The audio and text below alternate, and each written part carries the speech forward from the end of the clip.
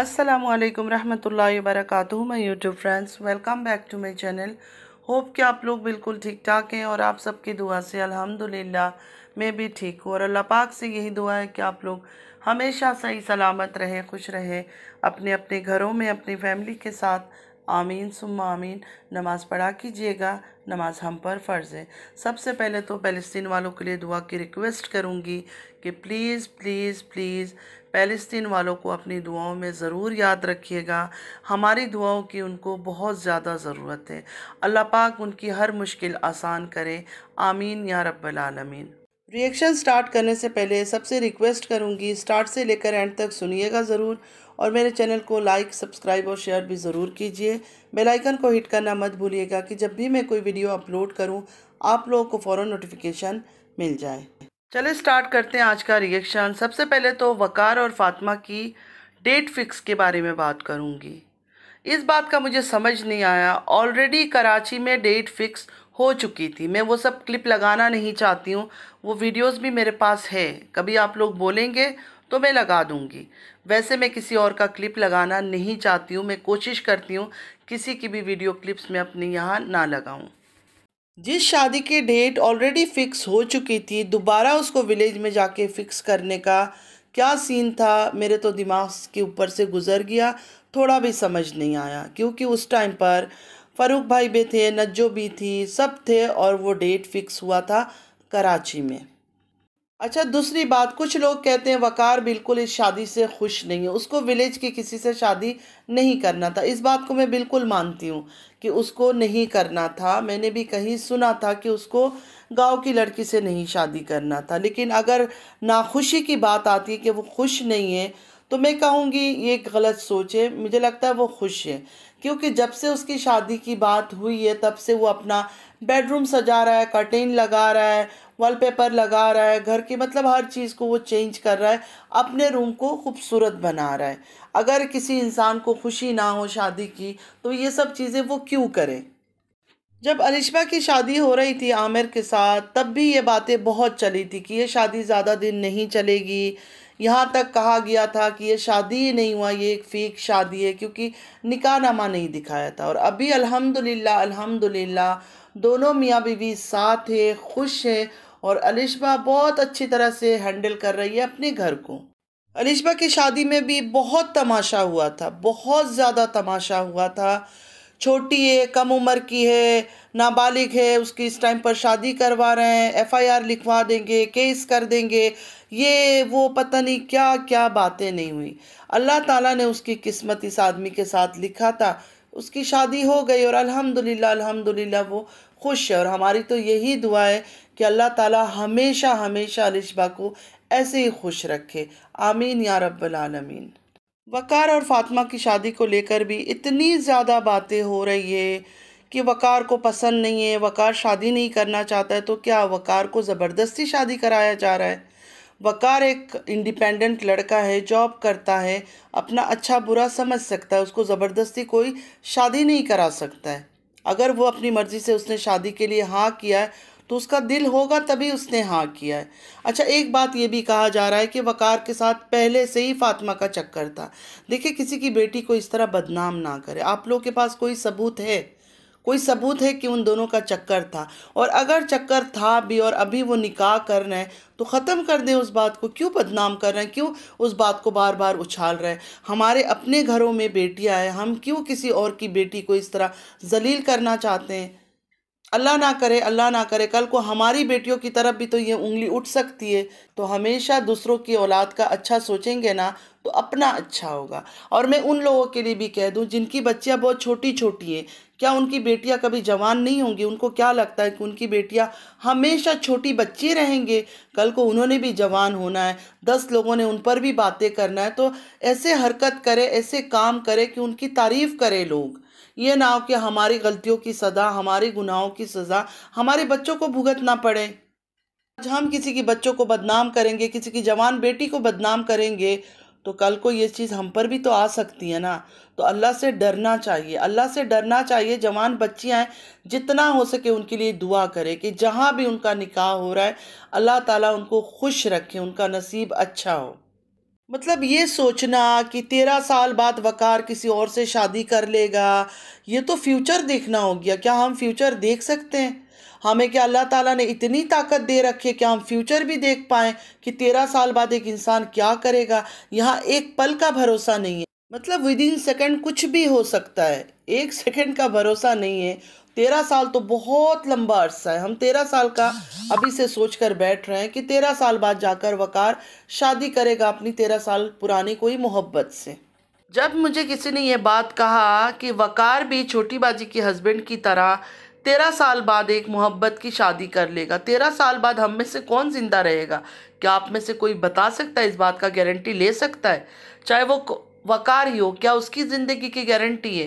फातिमा की ज़िंदगी की गारंटी है? हम जो रिएक्शन देते हैं, हमारी ज़िंदगी की कोई गारंटी है कि 13 साल तक हम जिंदा रहेंगे?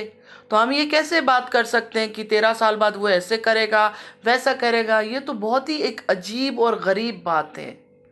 और जिन लड़कियों के बारे में कहा जा रहा है कि वकार का उनके साथ अफेयर था और वकार 13 साल बाद इन दोनों में से किसी एक से शादी कर लेगा, उनमें से एक लड़की की तो शादी हुई नहीं है और एक लड़की शादी करके खुशी खुशी अपनी ज़िंदगी गुजार रही है।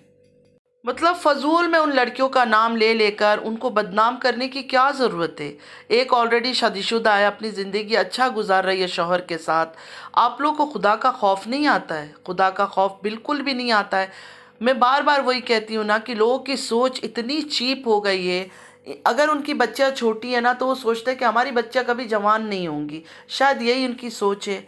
वरना जो जिन लोगों के घरों में बेटियां हैं ना, कम से कम किसी और की जवान बेटियों के ऊपर दाग लगाते हुए, उनको बदनाम करते हुए एक बार नहीं मिलियन टाइम्स उनको सोचना चाहिए।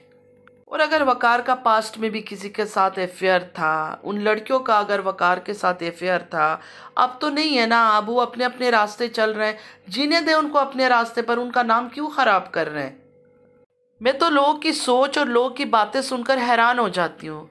कहीं रिश्ता जोड़ रहा है, कहीं निकाह एक पाक रिश्ता है, जुड़ रहा होता है, उस टाइम पर यह आके पंगा दंगा डाल देते हैं। अलिशबा की शादी के टाइम पे भी इन्होंने तूफान मचा रखा था। फातिमा की शादी हो रही है, इसमें भी ये ड्रामा चल रहा है। मुझे तो डीडी पर इतना गुस्सा आ रहा था जब डीडी ने वो बकवास की थी।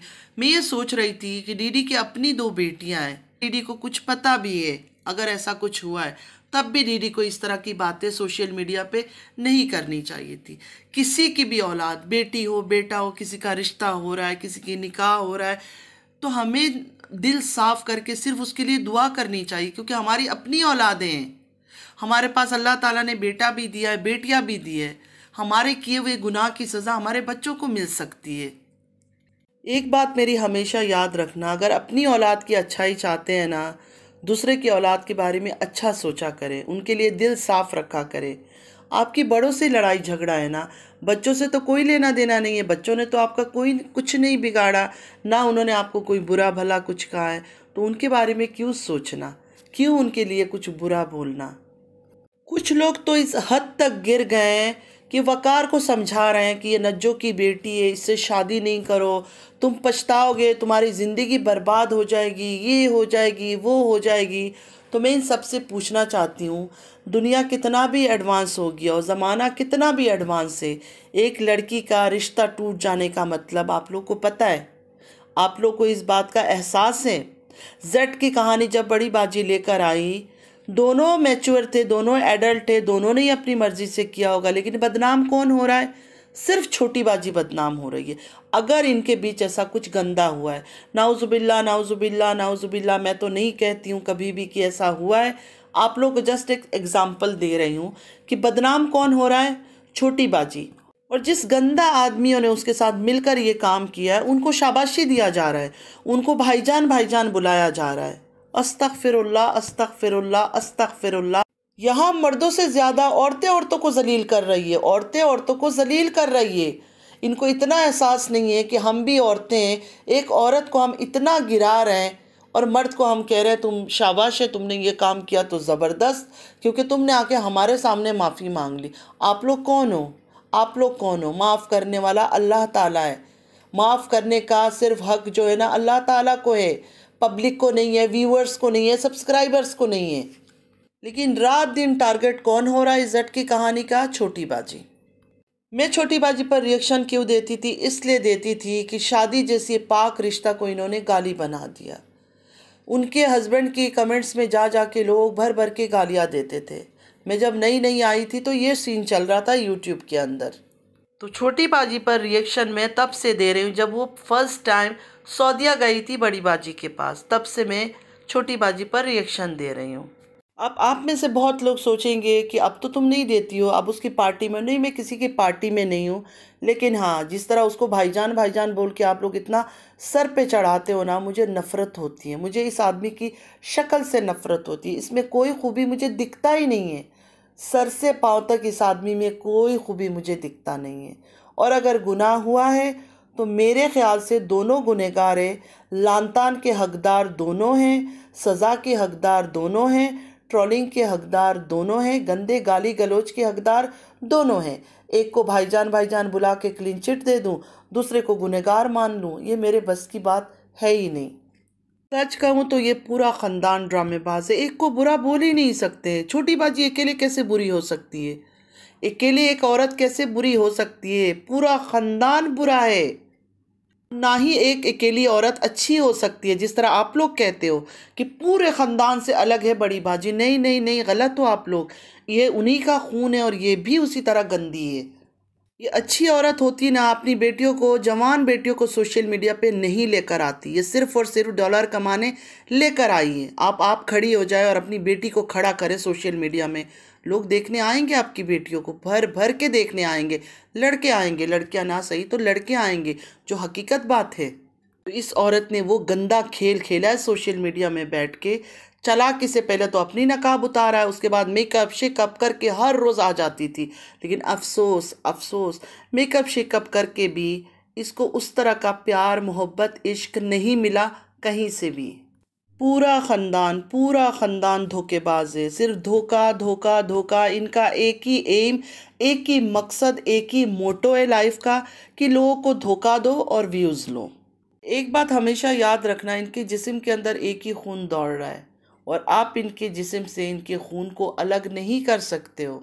तो जाते जाते मैं बड़ी बाजी की जो व्यूअर्स से, जो सपोर्टर्स से, जो ब्लाइंड सपोर्टर्स से, ब्लाइंड प्यार करते हैं उनसे, ब्लाइंड ट्रस्ट करते हैं, उनके लिए एक सवाल छोड़ के जा रही हूँ। बड़ी बाजी तो रिप्लाई नहीं कर रही है, तो आप लोग ज़रूर जाके अपनी बड़ी बाजी, अपनी चहीती बहना से ज़रूर पूछिएगा कि जब आपको पता था आपकी बहन इतनी ख़राब है, करेक्टर उसकी गंदा है, गलीज़ है, बदमाश है, आवारा है, और आपके शौहर को मतलब अजगर को भी पता था कि औरत अच्छी नहीं है, पार्लर में भी इसका नाम ख़राब था, तो इन्होंने अपनी 8 साला छोटी बच्ची को क्यों भेजा था इसके पास? और वो जवान होने तक, जवान समझती आप, जवान होने तक उस औरत के पास क्यों थी?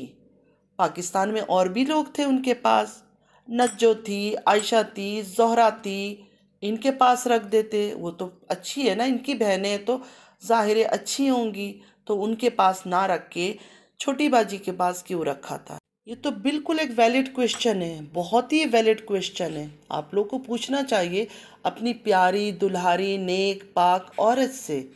तो बुरी हूँ, मैं तो बहुत बुरी हूँ, मैं गलत बोलती हूँ, मैं एक को सपोर्ट करती हूँ, हालांकि मैं किसी को सपोर्ट नहीं करती हूँ। मैं जो सच है वो बात करती हूँ, मैं बिल्कुल निडर होकर बात करती हूँ। अगर आप लोग मेरे से मेरा राय पूछोगे कि बड़ी बाजी सही लगती है या छोटी बाजी, तो मैं ये कहूँगी बड़ी बाजी डेंजरस है। डेंजरस मतलब ख़तरनाक है। छोटी वाली जो है झूठ बोलती है, बेईमानी करती है, एक्टिंग करती है, ओवर एक्टिंग करती है, हर चीज़ करती होगी, लेकिन बड़ी बाजी की तरह डेंजरस नहीं है। जाते जाते यही कहूँगी कि मेरी किसी से कोई दुश्मनी नहीं है, मैं किसी को पर्सनली जानती ही नहीं हूँ। मैं जो चीज़ उनकी वीडियो में देखती हूँ, जैसे उनकी शक्ल देखकर मुझे फ़ील होता है, मैं उसी बात को करती हूँ।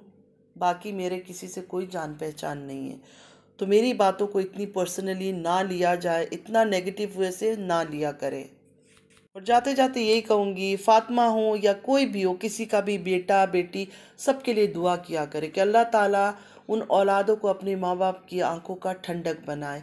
आमीन या रब्बल आलमीन। और हमारी औलादों को भी हमारी आंखों का ठंडक बनाए, हमारे लिए आजमाइश ना बनाए। आमीन या रब्बल आलमीन। फ़ातिमा और वक़ार के लिए बहुत सारी दुआएं।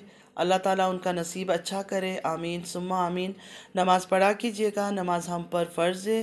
फ़लस्तीन को अपनी दुआओं में ज़रूर याद रखा करें। हमारी दुआओं की उनको बहुत ज़्यादा ज़रूरत है। अल्लाह पाक उनके लिए आसानियाँ फ़रमाए, आमीन सुम्मा आमीन। चलती हूँ, दुआ में याद रखिएगा। ज़िंदगी रही फिर मुलाकात होगी। अल्लाह हाफिज़।